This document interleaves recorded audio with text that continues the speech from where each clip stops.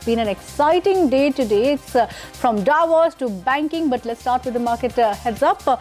The last street action today was fairly subdued after a steep fall in yesterday's session. Markets took a breather and ended with slim gains. So the Nifty saw a sharp recovery in last hour to end just shy of the 10,850 mark. The Sensex also ended just below the 36,200 mark. Banks ended flat with a positive bias led by sharp uptick seen in Yes Bank at the back of a news break on the CEO appointment. Mid-caps underperformed today. The index ended about 0.3% in the red. Well, Kritika, Yes Bank, as you said, was one of the key movers in markets today. So we'll shift focus to some of the top stories from the banking space. Yes Bank and ICICI Bank. Lata Venkatesh joins us now to take us through what exactly happened in both those banks. There's fresh trouble for Chanda Kochhar, the former managing director and CEO of ICICI Bank. The Central Bureau of Investigation, or CBI, has registered an F.I.R. against Chanda Kochhar, her husband Deepak Kochhar, who is the managing director of New Power Renewables, and Venugopal Dhoot, the managing director of the Videocon group. The CBI is alleging quid pro quo in ICICI Bank, granting a loan to Videocon group, and in return, Videocon's Venugopal Dhoot investing in a company owned by Deepak Kochhar. The FIR also names current CEO Sandeep Bakshi, KV Kamath, Zareen Darwala, NS Kannan and several others as part of the loan sanctioning committee which approved loans to the Videocon group. They have not named them as accused. Remember, they've just named them as members of the committee who may be examined in this case. Now, before we proceed as to how this might impact ICICI Bank and others, let me get the person who got the story for us, Parikshit Luthra, our correspondent, as well as Utkarsh Chaturvedi, our correspondent in Bombay, who is at the place where the raids are being, searches are being conducted in the Videocon premises. First, Parikshit, you have the FIR with you. Can you mention the specific charges and against whom they are? Well, this is a 10-page FIR that was filed by the Central Bureau of Investigation. And the FIR has been filed under sections of cheating, criminal conspiracy, also for illegal gratification, sections of the Prevention of Corruption Act. Now, this FIR is really open at this stage. It has been filed against Chanda Kochhar, Deepak Kochhar, also Venugopal Dhoot, the other Videocon companies as well, and it's open. It's possible that other public servants, government officials, private officials of the bank may also be named. Specifically, this FIR says, and it's based on a preliminary inquiry that was conducted over 1 year, it says that Chanda Kochhar abused her position as the head of this bank to sanction a loan to Videocon group of companies. They said that 6 high-value loans were granted to Videocon group of companies between 2008 and 2011, and all of that happened because of the presence of Chanda Kochhar in the sanctioning committee. One specific transaction that they speak about is that which took place on the 7th of September 2009. They say a 300 crore loan was disbursed to Videocon Group, and on the very next day, that is the 8th of September, V Dhoot transferred an amount of 64 crore rupees to New Power Renewables Limited, managed by Deepak Kochhar, husband of Chanda Kochhar. So this is one of the quid pro quo references. And this is also an important part. On the second page of this FIR, the probe officer goes on to say that there were other senior officials of ICICI Bank, other members of the sanctioning committee, namely Sandeep Bakshi, K. Ramkumar, Sanjay Chatterjee, NS Kannan, Zareen Darwala, Rajiv Sabharwal, KV Kamath. They were all part of the selection committee, and their role can be probed as well in future. That is his recommendation to the Central Bureau of Investigation. These loans have turned NPA, resulting in wrongful loss to ICICI Bank and wrongful gain to the borrowers and accused persons. Okay. So it's quite possible that after these investigations, there could be an interrogation as well. Parikshit, can you verbatim read what has been mentioned about the other officials? They were members of the committee. Can they be examined or their role probed? What are the exact words used?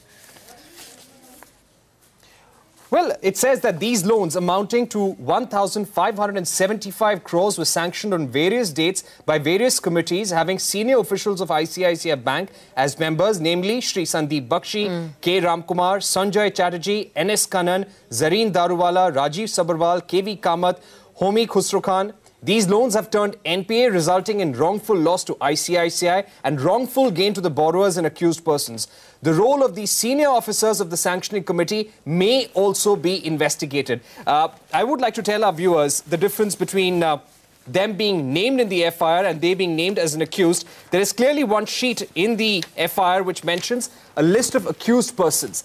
It consists of 8 people: Videocon International Electronics Limited, Videocon Industries Limited, V Dhoot, Chanda Kochhar, Deepak Kochhar, New Power Renewables, Supreme Energy, other unknown private persons, unknown public servants. And this has been signed by the investigating officer. So these are the people who will be proceeded against at this stage. And these people whom I named earlier, who are mentioned on the second page, the CBI officer who conducted the preliminary inquiry says that they can be probed as well. Their role may be probed. So now it is up to the CBI to take this forward, and clearly they're under scanner because these 2 points give it away.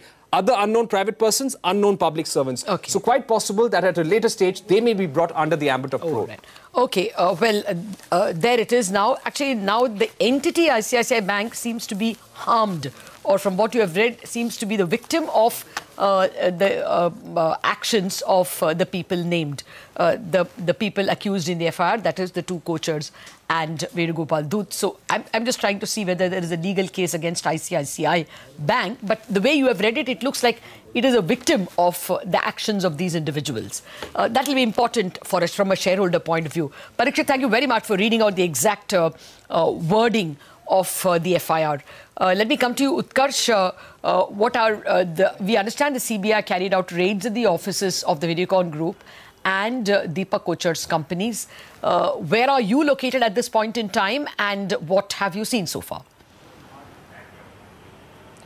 So as we speak, the searches are currently on. In fact, it was somewhere in the morning at 11 o'clock that 4 teams of CBI reached 4 different locations. Now, one was in the Videocon office in Aurangabad. One was here. I am at the headquarters of Videocon in Mittal Court, which is in Nariman Point, and 2 offices of New Power where the CBI teams have reached. We have a confirmation that the teams at this point of time, at least in Mittal Court, are still investigating the cases. Now, let me give you a drill of how the investigations really go through. Now, first of all, we have to really look at, is it only first day and 1 day investigations and raids and searches by CBI? Because in most of the cases it has happened that CBI has taken 2 to 3 days to really find the appropriate documents they're looking at when they were doing the preliminary inquiry. Now, the second step in any of these cases is that all of these documents which CBI will procure from here, then there will be a round of summons which can happen. That can also include the people who are named in the F.I.R.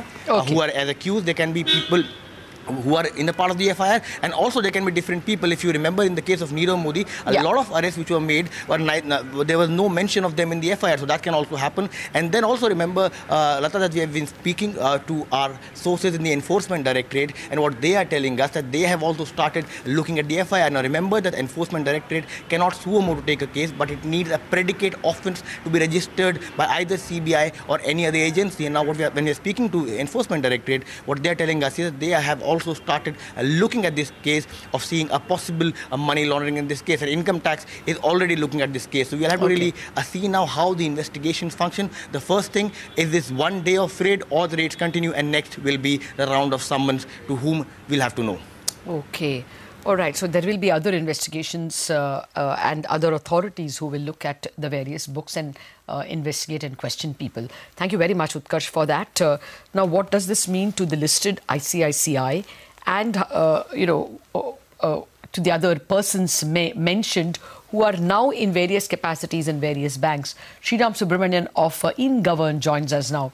Sriram, thank you very much. Well, first up, it actually looked as if this case was dying out, and if Justice Sri Krishna had submitted his report, the case would have gone into history and ICICI would have had a new lease of life. Does it look like the past will come to haunt? It definitely looks like at least the investigations are on or taken a serious note now. And hopefully the investigating agency, which is CBI in this case, come to conclusions fast, because at the end of the day, the preliminary inquiry itself has taken about a year. And so investors will be left wondering as to what is it that is taking so much time. And two is investors are also wondering why Justice Sri Krishna report is also taking a long time, because it is almost 6 months since the committee has been constituted, and it's not clear as to within what time frame the report will be out and investors will be this one. Okay. But thankfully, Chanda Kochhar stepping off the company, outside the leaving the company, has sort of at least insulated the company to some extent. Yeah. But yeah, it is. That's what I wanted to ask you. See, the sanctioning committee's names have been committee members' names have been mentioned, that they may be examined and probed for their role at a later date. Now, does this expose ICICI, because it is listed abroad as well on the NYSE, I think? Does it expose it to any legal issues outside? The way in which my colleague read out the FIR, the bank looks more like a victim of actions perpetrated by the people, by the accused. But is the entity itself, legally, can it be legally taken to court in any other jurisdiction? Yes and no. I mean, obviously, there has to be some other linkages established that Chanda Kochhar, as MD, placed undue influence on other members of the committee. If there is something of that sort to be established, or some other committee members also choose to or benefited personally from sanctioning this loan, then maybe that sort of evidence, if it's there, then obviously it's a much more serious matter. Okay. So as of now, as it stands, or whatever allegations are there till now, doesn't seem to link the other committee members. Sriram, thank you very much for joining us. We have to shift to the other development in the banking sector, again related to a CEO who will soon become a former CEO. Yes Bank has got its first non-promoter, or is all set to get its first non-promoter CEO. That should be from the 1st of March. Ravneet Gill, who's currently heading Deutsche Bank's operations in India, will take over the corner office at Yes Bank. The Yes Bank stock rallied 9% after the appointment by close of day. At one point in time, it was even 15% higher. That was also because the bank reported a largely stable set of third quarter numbers. There was a marginal rise in bad loans due to a 2,500 crore rupee exposure to IL&FS, but net of that, the bank's NPAs had come down, and that may be another reason why you saw the share moving up. We have some experts joining us on that. Yes, Ashwin Parekh of Ashwin Parekh Advisory Services is with us. In a bit, he's with us on the phone line all the way from Kuala Lumpur. Mr. Parekh, the stock market has greeted the appointment of Ravneet Gill with a thumbs up. Do you think that the bank has kind of turned the corner and a new man will bring, better prospects? Or do you think there can be a period of kitchen sinking? The board of Yes Bank has really given out a good message, to everybody, suggesting very clearly that here is someone, the best possible person available, in the system. And also, more importantly, that person will not be under any influence or control, of the previous chairman. So to that extent, the message seems to have got well received by the investors. So that's very clear, Okay. The second one I thought was, the way the bank has functioned so far, and the way perhaps Mr. Gill must have worked, earlier with Deutsche and in his past experience, maybe a vast difference. This bank has had one senior, one chairman and CEO, and they will be used to working in a certain manner. They will find themselves in a very different way. Mr. Gill will certainly empower, more people to make decisions. And therefore, I suppose the senior management, he'll have to really perhaps build a good second and third sort of, number of people, etc. Ashwin Parekh, it's always a pleasure having you with us with your wide experience of Indian banking sector.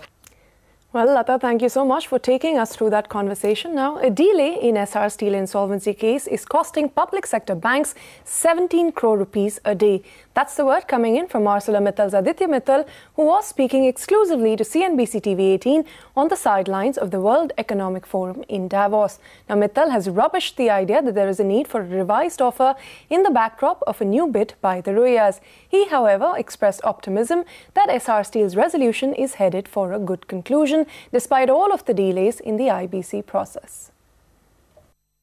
Let me ask you about whether you were surprised about State Bank of India's decision to put that 15,500 crores of the SR Steel exposure on the block. Of course, the deadline for that has now been extended. How do you see that playing out and what the implications could be on the IBC process? I think that's another demonstration why the process needs to come to a logical conclusion and a speedy conclusion, right? The state banks are losing 17 crores a day. Okay, that's a lot of money. That's a lot of money for India. They can utilize those funds, redeploy it to enhance liquidity in the country, redeploy it, give loans, and boost growth. Yet instead, because of all of these actions and delay tactics, they're requesting bids at an 18% discount to our offer, right? 18% discount. That's a lot of money that's being put on the table.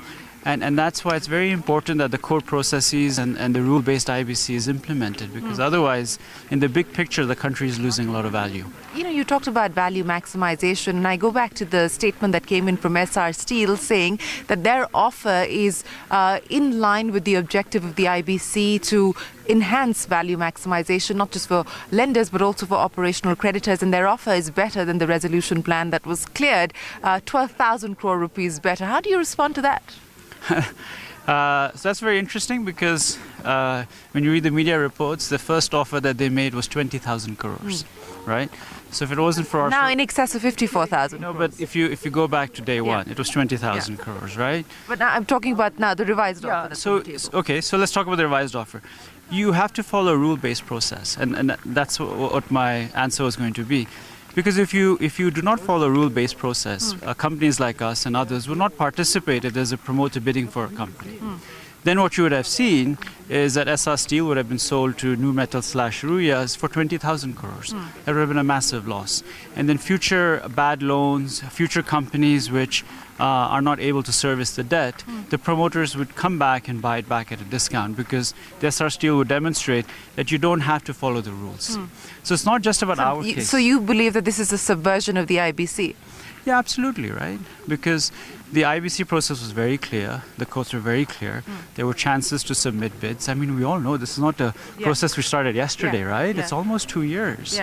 And so now suddenly the COC has decided, they've chose the winning bid to come in at the last moment. I mean, I don't even think the bid is financed. There's no guarantees. There's no penalties, because in the IBC process you provide guarantees.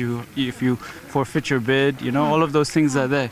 So it's an unfortunate development, and clearly the courts will take the right decision. I have a lot of faith in a rule-based economy as India, and that should be logical. You know, that's the point of view of SR, but that point of view has also been bolstered by somebody like Sajjan Jindal, also perhaps an interested party in some senses. You make of Sajjan Jindal saying that, look, the SR family should get the right to go through with this if they can finance it.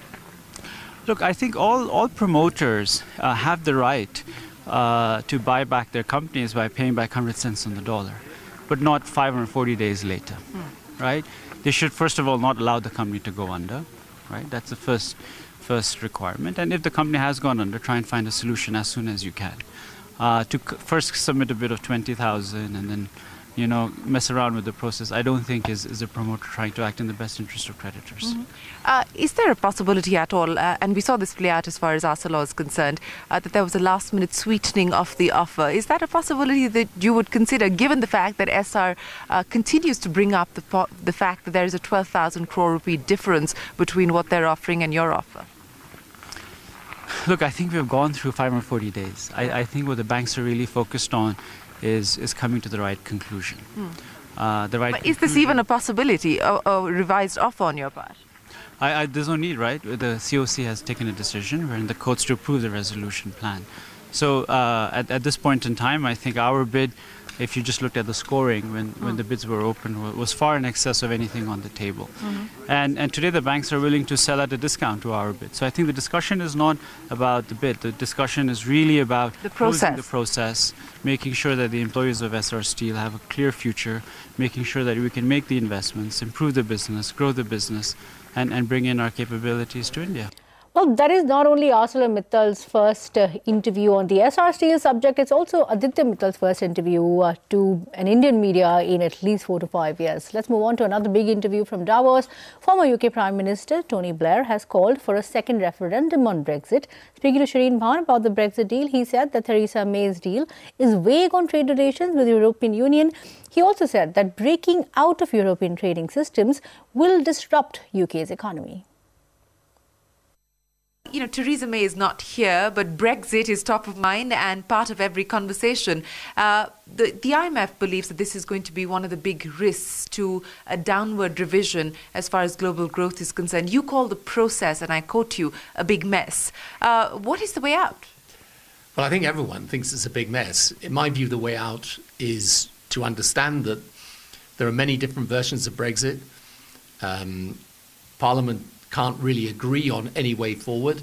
And I think the only proper solution is to go back to the people and say, look, in the light of everything that's happened and the mess we're in, do you want to proceed with Brexit? In which case we will do I think, a hard Brexit. Or do you want to stay in the European Union? And I think that there will be a period of confusion over the next few weeks as we see how things play out. But in the end, the choices are very clear. You can do a deal, but in which case we should be clear exactly what the deal is, or you can do a no Brexit. A second referendum, you believe that that is truly the best way forward out of this confusion and this mess. Do you think the result will be different if it were to happen? And that's a big if. You can't tell. I believe it would be different, but I may be wrong.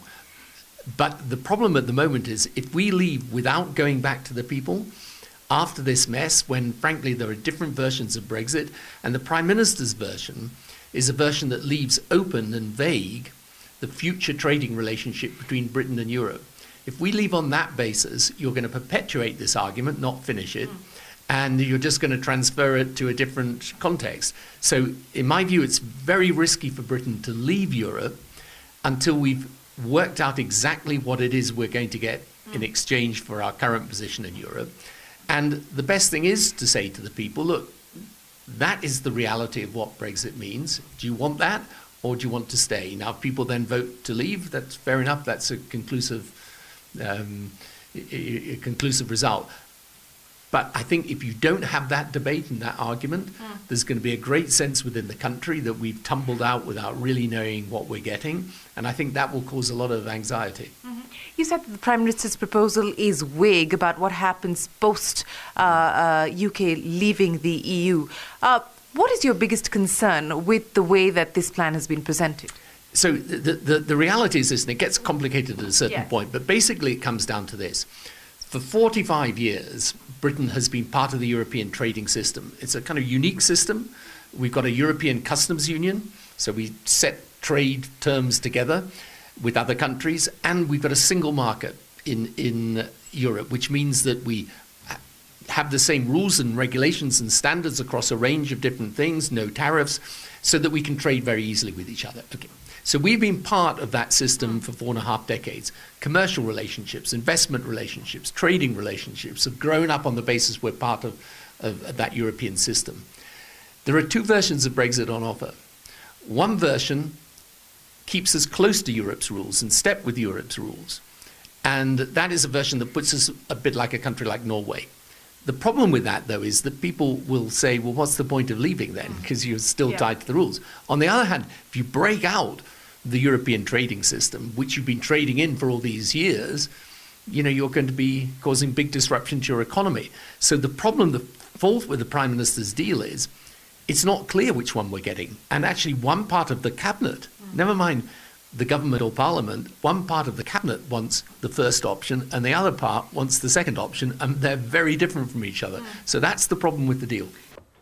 Well, we have more big voices coming in from Davos. Jesper Brodin, IKEA CEO, is betting big on the India story. In an exclusive conversation with Shireen Bhan in Davos, Brodin reiterated that the response to their Hyderabad store has been phenomenal, and that has motivated them to take risks and expand in other metros as well. Here's a slice of that exclusive conversation.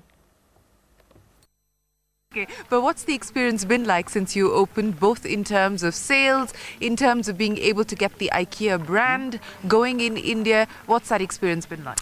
You can say the reception has been phenomenal. From a brand perspective, we are way above expectations. So the way we went from 2% top of mind awareness to way above 70% during the period since the opening has been a surprise. Nothing we've seen anywhere else in the world.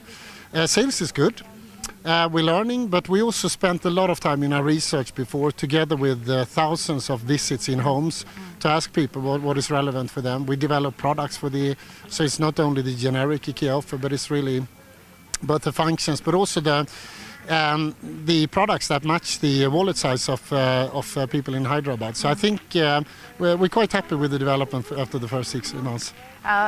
Next stop now in India, and I know that you've been acquiring land across the country in order for you to be able to scale up. Give me a sense of what we can expect in 2019 and beyond. Yeah. In the past we used to open a store and learn, reflect and then move on. But in India we decided to tempted by the amazing expectation of shift in demography and development in economy, to take the risk to put the spade in the ground in many places. So we basically, in both Mumbai and in Bangalore, already started to work on our next stores. We're in Delhi looking at sites in different places and locations. So the ambition is to be rather fast in trying to bring IKEA to more cities. Mm-hmm. So how soon can we expect these stores to open in Delhi, in Bombay and in the other areas that you're looking at? Well, it depends on the monsoon, it depends on a lot of things, but I think Mumbai is about a year from now. Within a year, I would say, and Bangalore not far from that. And Delhi, it's a bit early to say because we haven't figured out all the details yet, but within a few years we would see IKEA in more cities. Sources tell CNBC TV 18 that the government is not in favour of extending the date of implementation of the new FDI norms for the sector. Now, remember, the industry has been seeking an extension of the February 1st deadline for compliance. Let's understand what the government stance is here. Ritu Pandam has more on this story. Ritu, what are you picking up from your government sources?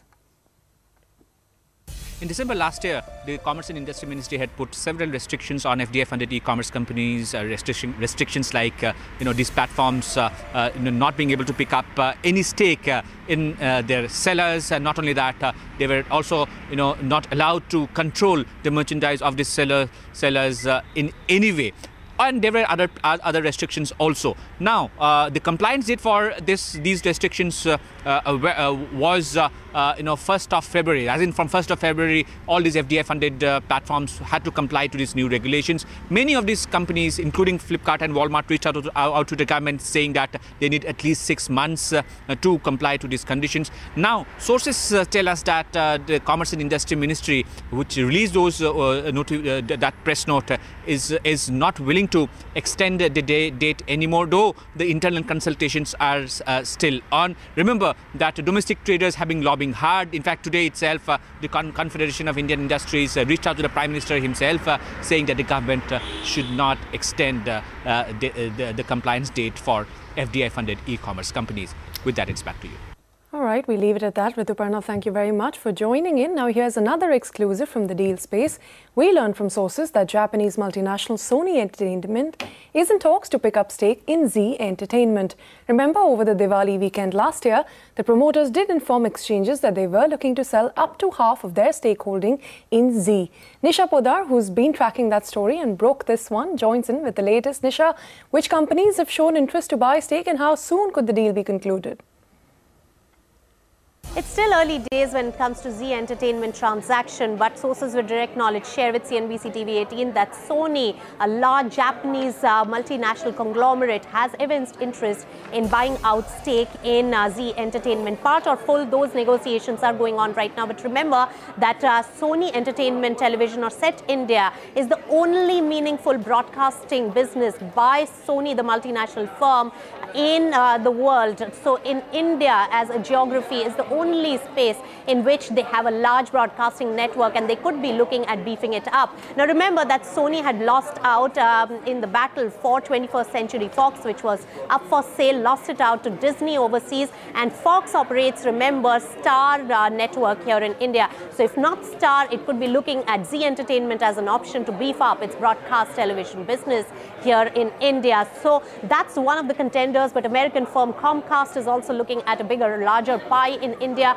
as well as Tencent and Alibaba. The Chinese investors could look at it, and Amazon for the over-the-top video services that Zee Entertainment offers. That could be one of the attractions for Amazon. So this particular deal talks is going on right now. The final first round of bids could be expected in the next few days to come. All right, Nisha, thanks for taking us through those details. A quick look at some of the other headlines that we have been tracking all day today. Piyush Goyal has taken charge as the interim finance minister. Goyal assumed charge as Arun Jaitley underwent a surgery in US and has been advised 2 weeks rest. With just a week to go before interim budget, Goyal is expected to present the budget in Jaitley's absence. Prime Minister Modi-led selection committee met today to discuss the appointment of the next CBI director. However, that meeting ended inconclusively.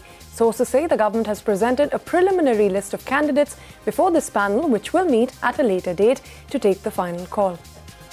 There seems to be more trouble for Akhilesh Yadav. The Gomti Riverfront Development Project in Lucknow that was approved by him has come under the lens for alleged money laundering. The Enforcement Directorate has conducted raids across 10 places in Delhi, Haryana, Rajasthan and Uttar Pradesh. Arvind Kejriwal's Aam Aadmi Party has hinted at extending support to the Congress Party after the Lok Sabha polls. Addressing a gathering of imams in New Delhi, Kejriwal said that he would support anybody for the Prime Minister's post except for Prime Minister Modi and BJP President Amit Shah. AAP MLA Amatullah Khan added that his party was ready to support the Congress at the centre to oust the BJP. Congress का चुनाव इसी बात पे होना चाहिए कि किस तरह से मोदी और अमित शाह की जोड़ी को हटाना है। प्रधानमंत्री कौन बनेगा इसके चक्कर में मत पड़ जाना। जो मर्जी बने प्रधानमंत्री, मोदी और अमित शाह के अलावा जो भी प्रधानमंत्री बन रहा होगा हम उसको समर्थन करेंगे। अब आगे गणित के ऊपर, वोट तो गणित का मामला है। दिल्ली के अंदर आप सब लोग ये अच्छे से समझ के जाना और आगे ज्यादा से ज्यादा लोगों को समझा सको समझाना। आज कांग्रेस दिल्ली के अंदर बीजेपी को हरा नहीं सकती। आज केवल और केवल आम आदमी पार्टी ही दिल्ली में भाजपा को हरा सकती है। Meanwhile, Indigo Airlines has appointed Ronojoy Datta as the CEO with immediate effect. Datta was picked by the airline as a principal consultant in December last year. Datta has earlier served as the president of United Airlines and Air Sahara. It is a setback for Punjab National Bank, where the England High Court today dismissed a $45 million fraud claim by PNB's UK subsidiary. The bank had filed a case against 7 individuals and 2 companies that are based in India and the United States. Let's go across to Sanjay Suri for the latest on this story. Sanjay, what happened in court today? Why did they dismiss the case? The Punjab National Bank has lost a bid in the High Court in London today to recover about $45 million advanced in loans to a number of oil refining and wind energy companies based in India and the US. The loans were advanced by the UK branch of the Punjab National Bank. The bank had argued that the money was obtained and not returned on a basis of deceit. This charge was dismissed by the court. The court observed also that the matter is under the purview of the courts in India and elsewhere, and that the court in London has very little jurisdiction in the matter. A setback again for the Punjab National Bank in this whole business of advancing loans from its branches abroad. Not on scale anything like the Nirav Modi affair, but still an indication that the bank is perhaps not doing due diligence in advancing the loans and in pursuing them and processing them. Back to our coverage of Day 3 of the World Economic Forum at Davos. The CEO of Serum Institute of India, Adar Poonawalla, has called for reduction of permits and licenses to promote the ease of doing business. Speaking to CNBC TV 18 Shireen Bhan, Poonawalla also ruled out a merger with Cipla, saying that deal would add no value. Well, we're continuing our coverage here in Davos, and joining me now is Adar Poonawalla. Adar, always a pleasure. Thanks very much for joining us. You know, I had an interesting chat with Bill Gates last night, and we were talking about Gavi and the Global Fund, as well as the need to replenish these funds and continue to invest in healthcare. That's an area that you've been focusing on, especially on the vaccine side. What concerns you today as you look at what's happening? Well, I think firstly, Modi ji's put quite a push on vaccines since the time he took office, and that's been a good thing because, as you mentioned, Bill Gates has rightly identified that vaccines are the most cost-effective way of saving lives, especially children's lives. The issues now that are cropping up is that there's a huge anti-vaccine movement where there's a fear due to uncertainty, and now you're seeing resurgence of certain diseases coming up. It's crazy, you know, in Europe, you know, there's been cases of measles, things which have been wiped out virtually in these areas. So this is where we need to sort of engage again and you know, reassure the public that there's no fear in vaccinations. It's just, you know, something that you must do to protect your children. So this is something that we're now battling with. It's a new challenge, and you know, the government's tackling it also, and you know, we all need to engage on this. So what are the new innovations that we can expect from Serum specifically, and you know, in terms of what you're seeing with working not just with the government in India but governments across the world, how hopeful do you feel? Well, I think we don't know coming up with the elections next year what's going to happen, but I think the momentum has been very good. We need to see more permissions and licenses being reduced. Have any reduced since the last chat that we had? Well, you know, this ease of doing business ranking by the World Bank, I don't know who actually does the survey and actually talks to the World Bank does the survey. Yeah, but who do they talk to? To the stakeholders in Delhi and Bombay. So I think, you know, I'd like to see there's been a lot of change in certain things going down, which we've heard about. Mr. Kant has done a great job, but it needs to trickle down to the state and at the grassroots levels. Okay, so as far as Serum's investment plans are concerned, expansion plans are concerned, what do you intend to do on both those counts as well as with the cash that you're generating? Well, we've recently started our own NBFC, Poonawalla Credit, 2 months ago. It's virtually a start. Not the best time to start an NBFC.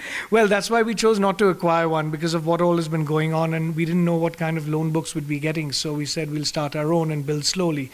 We're going into the consumer finance and the personal loan space. We're not going to be lending to developers and all that kind of thing at the moment, because we find that to be a very risky area. As far as Serum is concerned, you know, we're launching a bunch of new vaccines. The first made in India pneumococcal vaccine will be launched later this year. Any plans for any further acquisitions on the vaccine side? Well, we've acquired a company in the Czech Republic in 2017, and we'll see how that goes. Now we'll probably look at local domestic acquisitions, because making acquisitions in Europe with the culture difference and all of that has been challenging to turn them around. So we'll probably look at other Indian vaccine manufacturers for acquisitions. Okay.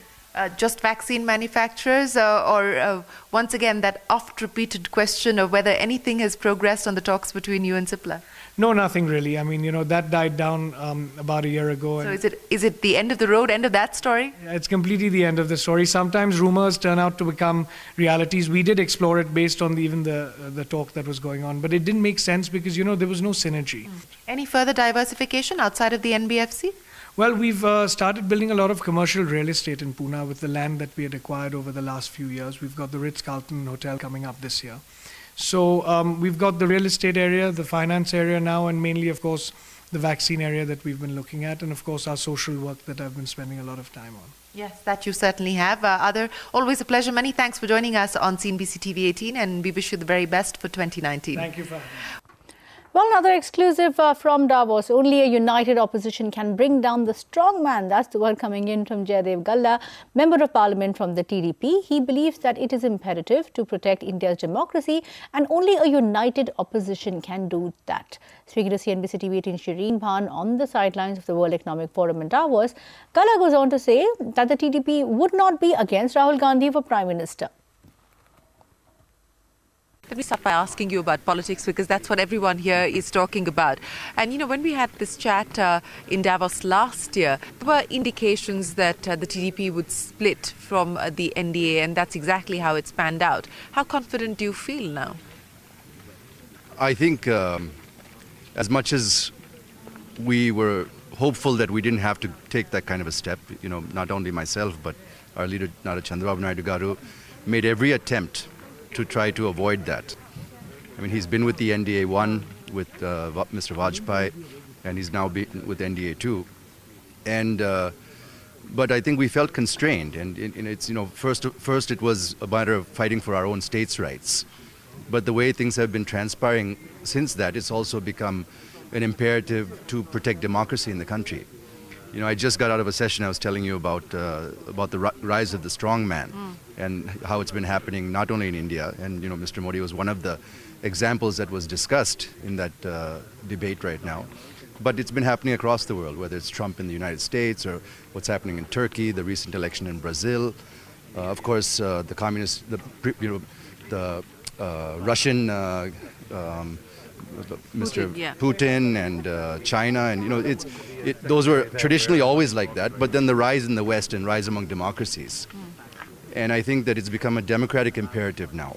So I think we made the right move at the right time, and 2019 elections are looming. And the only way that we can bring down this strong man is with a united opposition and by increasing the polling percentage, so more of the people express their voice through their vote. You know, you're talking about this united opposition. We saw that show of strength at Mamata Banerjee's rally in Kolkata recently.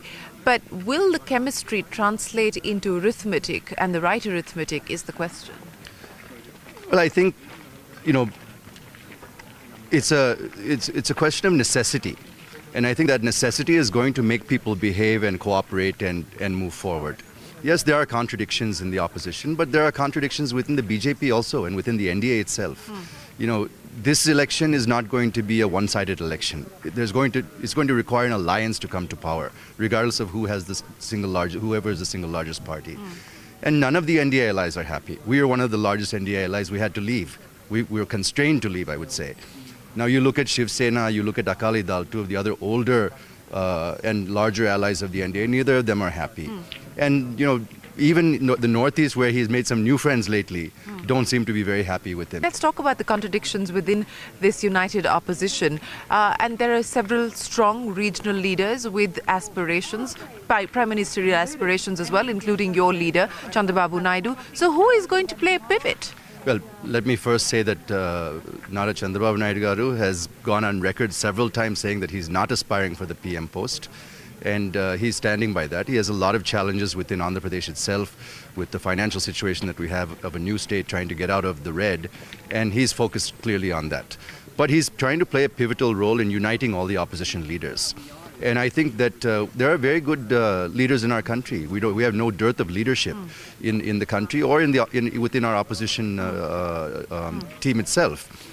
And it's natural for people to have aspirations, and it's good for people to have aspirations, and it's good to have that healthy competition. And I think it'll definitely throw up the proper leader. But, you know, how important will it be, for instance, for the Congress party to get at least a significant number beyond 100 to be able to try and put some sort of a glue together to hold this combination? Well, if Rahul Gandhi aspires to be Prime Minister, he's going to have to deliver the numbers. If they get the numbers, would the TDP support that? Well, it's difficult for me to say. I'm not the party president, but I think, you know, Mr. Chandrababu Naidu has gone on record several times saying that he's ready to support anybody to be the Prime Minister. Why not Rahul? You know, Rahul would be a much better Prime Minister than Narendra Modi on several counts, and so would many other leaders. But I don't think that he would be against Rahul Gandhi. The BCCI Committee of Administrators has revoked the suspension of cricketers Hardik Pandya and KL Rahul with immediate effect. In fact, both Hardik and Rahul were sent home from the tour of Australia after their derogatory comments on a TV show hosted by filmmaker Karan Johar. And Ritu, you know, it wasn't just corporates and politicians. We actually got hold of Karan Johar in Davos. Absolutely. Shireen caught up with, Johar on the sidelines of that World Economic Forum at Davos. And he said that he was glad that the ban on cricketers had been revoked, and also added that he was completely apologetic about what had happened and it was never his intention to hurt anyone. You know, when you're hosting the show, you have so many things that you're doing. You know, you have 5 segments that you're going from one to the other. It's conversation. Very often, I've watched a show of mine much later and said, oh, what was I thinking when I said that, and what was going through my mind? A lot of times, you know, your subconscious mind just kind of shuts down and the host in you takes over. And that's what happened. I have to say I'd be lying if I tell you that I felt uncomfortable. No, I wasn't. And I know that that's an unfortunate thing for me to say, because there were some uncomfortable things, of course, said, and I've taken complete responsibility because those questions were asked by me. I am responsible for what was asked on Coffee with Karan, and if that has offended people, I've apologized, because that was never my intention. My show has always been a bit of a frivolous, completely irreverent, casual, candid, sometimes edgy show that is not necessarily meant for people who have some kind of a serious agenda to watch. You know, this is not about being. This is not about serious agenda. Yeah, I mean, this is going back to the conversation that we just had about the commodification of women. It was, and I think that things went out of hand, perhaps, and it was not something that crossed my mind immediately. I would be lying if I said it did, and that perhaps is something I have to correct about myself. So was the apology also because of the backlash? Yes, of course. No, it was. Had you not given me that backlash, if there wasn't that backlash, I may have thought it was okay, and it's perhaps not okay. And I think the boys have paid the price for it, and I really hope that they can get back to playing cricket, because I think they have basically been punished, and as have I. And it's something that made me sit back and reflect. And I had a conversation with my mother right after the show. And she says, maybe you should have thought twice before you put out this show. And I said, maybe I should have. But the irony is that I was surrounded around women, none of whom came up to me and said anything. And they all said, great fun, good, crazy, mad. No one came and said objectionable to me. And I perhaps thought that it was then, okay, the mistake is entirely mine. It is not theirs, because I'm the host. I'm the older one. I am the more responsible person on that show. I should have actually second-guessed what happened, probably curtailed it, controlled it, stopped it. I didn't realize it, and that's why I'm completely apologetic about what happened. You know, we were talking about Coffee with Karan. I believe that the BCCI has lifted the suspension on the 2 players who were on the show. So a quick reaction from you?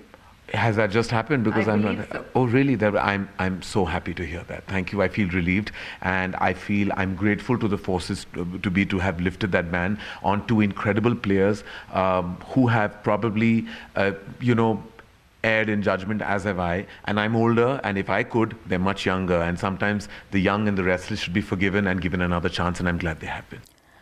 All right, so that is Karan Johar speaking to us from Davos. A whole host of executives and important comments coming from across the board. And of course, that is something that a lot of cricket fans perhaps would be interested in. And they'd be relieved to hear that news, in fact, that has come in. And Karan Johar also sounds very, very relieved that has happened. But of course, the coverage will continue.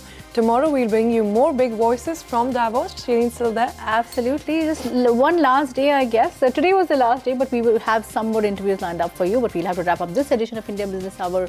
Plus, thank you so much for watching from all of us here. Good night.